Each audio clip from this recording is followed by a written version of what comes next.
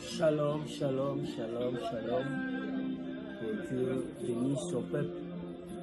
Que la grâce du Seigneur soit sur nous, sur votre homme, le serviteur, Enoch Babinga. Bien-aimé dans le Seigneur, la Lingina partager la biso, message est très important à ce moment. Et ce message concerne l'église du Congo. La Lingi, ici que vous allez papa partager, donc vous allez penser avec ce petit moment que Dieu nous a mis à cœur de pouvoir parler ainsi de sa part. Partagez, partagez, s'abonnez-vous aussi massivement sur notre chaîne Enoch Babinga TV. Partagez les liens, prenez aussi le temps de prier pour nous, ça sera une très bonne édification. Peuple de Dieu, je voulais à ce net moment partager ce moment de message. Mais avant tout d'abord, je vais à tout prix nous parler de notre ONG, l'orphelinat Matondo. Bien-aimé dans le Seigneur, Dieu nous a établis comme les encadreurs de ses enfants. Et c'est pour cela, à chaque moment, si nous sommes devant vous, nous voulons vous interpeller, vous rappeler encore davantage de pouvoir aider ces enfants. Bien-aimés, nous avons des énormes charges, nous avons des lourds fardeaux, surtout à ces temps. Nous préparons vraiment les rentrées scolaires pour les enfants et ce n'est pas facile.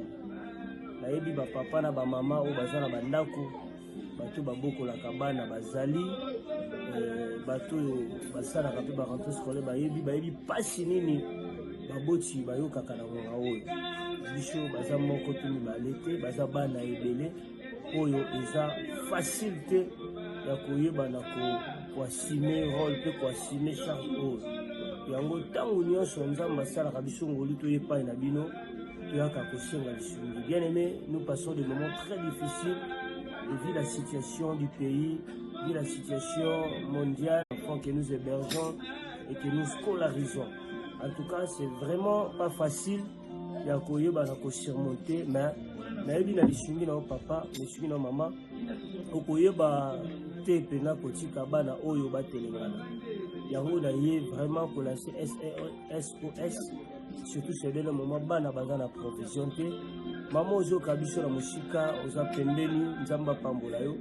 Ozi 100 francs, ozi 10 francs, ozi moi sacha sukali, ozi maya komela kozanga te ko soutenir bano. Nous sommes sur l'avenue Mini Congo 78 dans la commune de Makala. Les numéros seront affichés là-bas, c'est vraiment mon numéro personnel, plus 243 89 50 79 749. Bano baza la posa lisungi na yo, baza la posa lisungi no papa, baza la posa lisungi no maman. Kotika bango te, la Bible me dit celui qui donne au pauvre prête à Dieu. Il a dit que Saint-Esprit a convaincre. Bien sûr que oui, ces derniers moments, makambo pe comme belé. Mais na bisaka bana nzambe oyo azam esprit ya discernement akoyeba na comprendre là où il y a des faux, là où il y a des vrais. Vraiment, nous bénissons le Seigneur.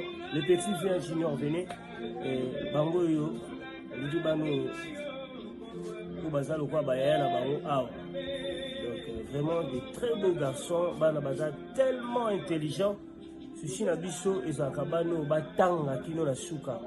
Vraiment bano bazui ba point, bazui ba 94%, ils sont très très intelligents. Pour ça la biso ezali vraiment nzamba sunga. Mama koleka bano boete, kotika bango boete, baza mayele bana kitoko. Vraiment nalingi to sunga bana oyo. Ekozala eloko moko ya mutuya. Alors je suis sur l'enceinte de notre orphelinat. Ba misusu baza ya kolala, mais nalingi mamo zolanda ngai bana no bango yoyo. Zwa bango lokola bana na yo, bazaka na posa kolia. Soko tali budget la bango kolia à chaque jour, c'est pas facile. Pour surmonter yango ezaka na ngolu ya Nzambe. Ale fait coucou bo pesa ba papa la ba maman mbote, o ba olanda biso, ba kozenga te ko sunga bino. Que le Seigneur vous bénisse. Ou kokyo zonga la bino. Oui, bien aimé le Seigneur, comme j'avais dit au début, lenge na utaki ko ebisa biso, message oyo ezatala vraiment église, il y a Mbokanabiso. Bien aimé dans le Seigneur, la ligne a partagé vision Oyo, mais ils ont à peu près des visions. Mais qui n'a pas pensa na tamingité, mais yom toujours la nangai, la ligne partagée.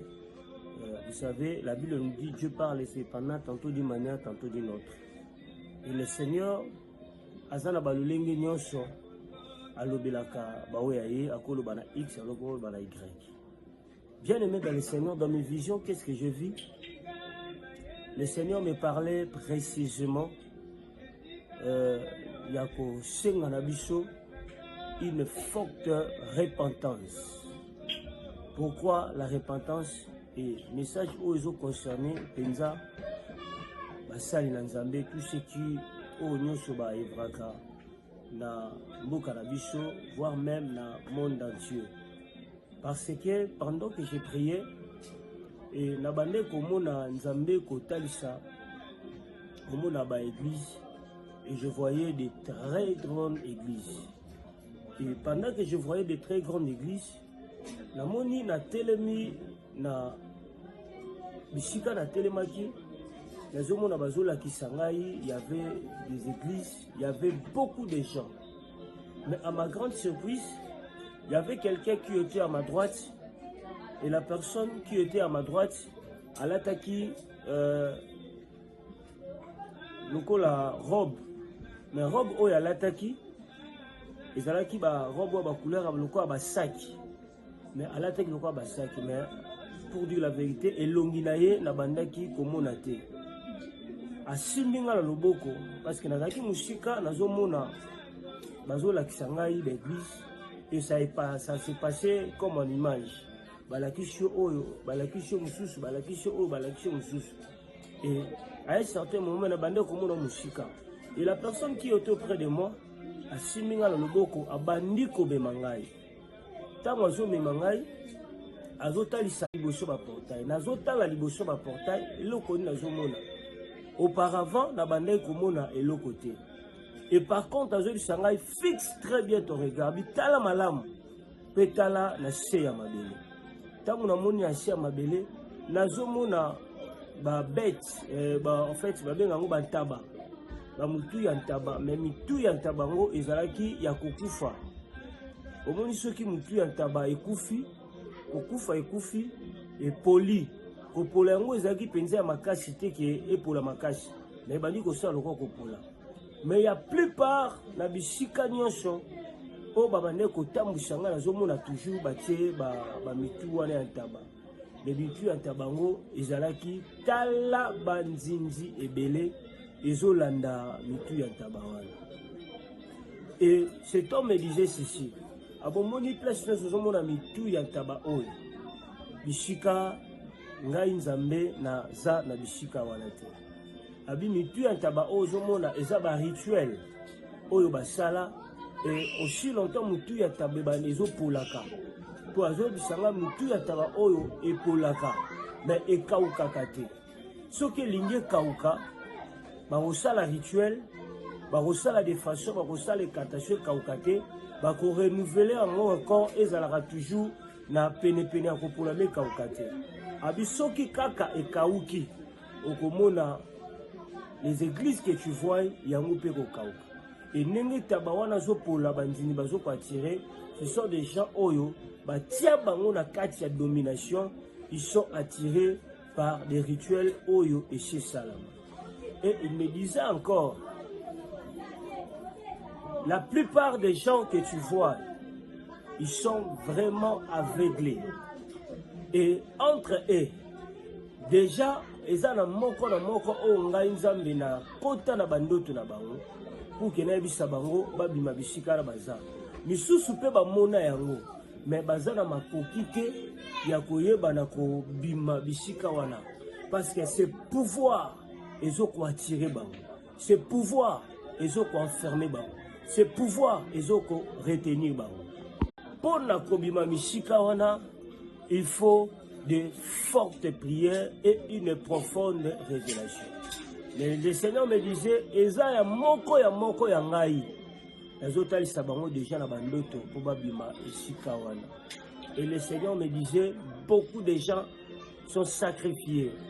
Et Makambu Peo Bakenda Kolukakuna, Bazwana Bango Yangote, mais tellement ils sont sous la puissance de la domination.